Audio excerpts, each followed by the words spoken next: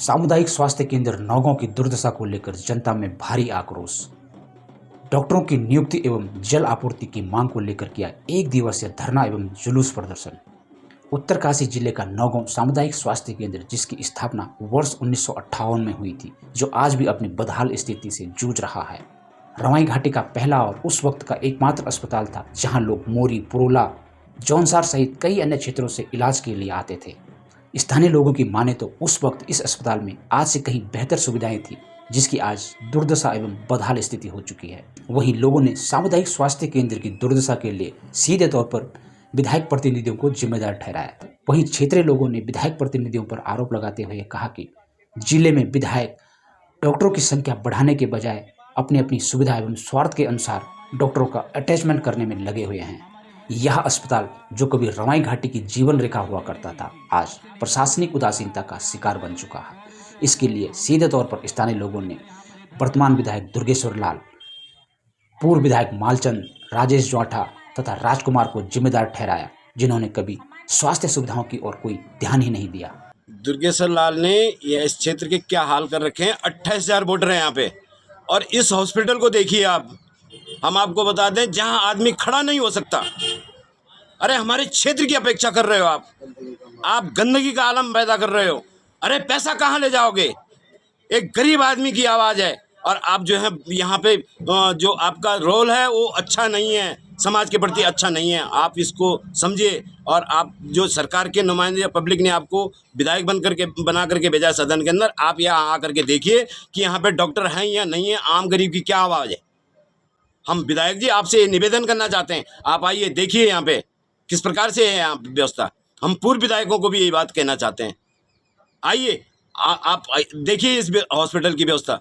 चाहे आप राजेश जौठा जी क्यों नहीं है, जौठा परिवार को हम लोगों ने सिर और आंखों में बैठाया, पर्वतीय विकास मंत्री रहे हैं उनके परिवार से। अगर वो सदन के लिए कोई बात बोल दें यहाँ से, तो मतलब ही नहीं होता जो शासन उनकी बात ना सुने। विधायक जी, हम ये भी कहना चाहते हैं कि हमारे नौगांव के अंदर जो डॉक्टर थे भी यहाँ पे, वो जो है अपनी सुविधा अनुसार विधायकों ने अपने क्षेत्र में अटैचमेंट कर दिए नौगांव से, और यहाँ पे जो आम आदमी है, आम गरीब है, वो परेशान है। और आप लोग तो कहीं पे भी चले जाओ, आप लोग अपोलो चले जाओ, आप बम्बई में अपना इलाज करा लो, आप लोग पैसे वाले लोग हैं। लेकिन जो आम गरीब है यहाँ पे, उसका वो होना चाहिए, वो कहाँ जाएगा? उसके पास पैसा नहीं है भाई घर से जाने के लिए। जनप्रतिनिधियों की ही मेन इसमें गलती मानी जाएगी, क्योंकि जब यह हमारा जो अस्पताल है पूर्ण रूप से व्यवस्थित था, और धीरे धीरे जैसी सत्ता परिवर्तन हुई, नई सरकार बनी, वैसे यहाँ से डॉक्टरों का पलायन शुरू कर दिया। कुछ मोरी चले गए, कुछ पुरोला ले गए, कुछ बड़कोट ले गए, और यहाँ पर जो है ओपीडी बिल्कुल ख़त्म कर दी गई। और ओपीडी, जब पुरोला में ओपीडी बढ़ी, तो ओपीडी के बढ़ने के हिसाब से जो है उसको उप जिला अस्पताल जो है मानकों के आधार पर कर दिया गया।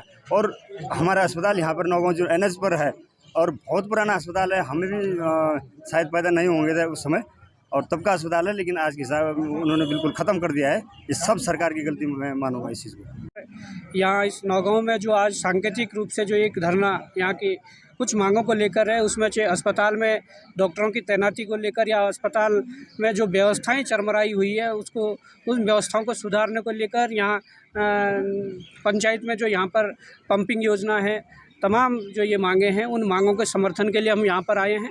हमें जैसे ही सूचना मिली तो हमें लगा कि वास्तव में इस क्षेत्र से कहीं ना कहीं हमें लोगों ने भरपूर प्यार दिया है, भरपूर समर्थन किया है, तो उनके सुख दुख में, उनके संघर्ष में हमारा खड़ा होना हमारा नैतिक दायित्व है, कर्तव्य है।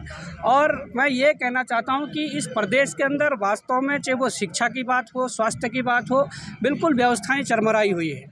यहाँ की सरकारें, यहाँ के नेता, यहाँ के मंत्री, यहाँ के विधायक देश के अनेकों राज्यों में जा के झोला उठाकर वहाँ चुनाव प्रचार के लिए जा सकते हैं, प्रचार प्रसार करने जा सकते हैं, पर अपने विधानसभा के अंदर क्या हो रहा है, अपने विधानसभा में क्या कमियां हैं, उनको दूर करने के लिए क्या चीज़ें होनी चाहिए, उस और किसी का ध्यान नहीं है। ये इस रवाई घाटी की जनता है, जिन्होंने कहीं ना कहीं जब राजशाही थी तब से लेकर इनका संघर्ष हमने देखा है, पढ़ा है, सुना है। मुझे लगता है कि ये सांकेतिक रूप से यदि यहाँ के लोगों ने सरकार को चेताने का काम किया है, अगर सरकार इस पर फैसला नहीं लेती है, गंभीरता से नहीं लेती है, तो निश्चित तौर पर ये वही रवाई घाटी है जो मैं कह रहा हूँ कि राजशाही से लेकर और लोकतांत्रिक व्यवस्था में इन लोगों ने अपना अहम योगदान दिया है, और संघर्ष के बलबूते पे इन लोगों ने यहाँ पर बड़े बड़े बदलाव भी किए हैं। तो मैं चाहता हूँ कि सरकार इसका संज्ञान ले और सरकार संज्ञान ना लेने के अगर नहीं लेती है तो निश्चित तौर पर सभी क्षेत्रवासियों के साथ हम भी यहाँ पर जो इनका फैसला होगा उस फैसले के साथ हैं और आगे संघर्ष, चाहे कार्मिक अनशन करना पड़े, आमरण अनशन करना पड़े और भी कोई कदम उठाना पड़े तो उठाएंगे। और दूसरा है पंपिंग योजना, जो कि विगत कई वर्षों से लंबित पड़ी हुई है। कई बार हमने पत्राचार से, दूरभाष से तमाम, लेकिन उसमें कहीं पर भी कोई सुनवाई नहीं हो रही, और जिससे कि पूरे ही क्षेत्र के लोगों को पानी की बहुत ही दिक्कत होती है। इसके लिए हमारा ये धरना प्रदर्शन है, क्योंकि ये जनता की मांग है और इसको होना ही आवश्यक है। और अगर ये नहीं होता है तो फिर हमारा जो पूरा एक सिस्टम है वो अपने हिसाब से एक रणनीति बनाएगी, बड़े आंदोलन की तरफ जाएगी। लेकिन जनता की जो मांग है वो होनी है तो होनी है। जिम्मेवार तो सरकारी होगी जो वर्तमान में सत्ता पर है, तो जवाबदारी तो उसी की बनती है।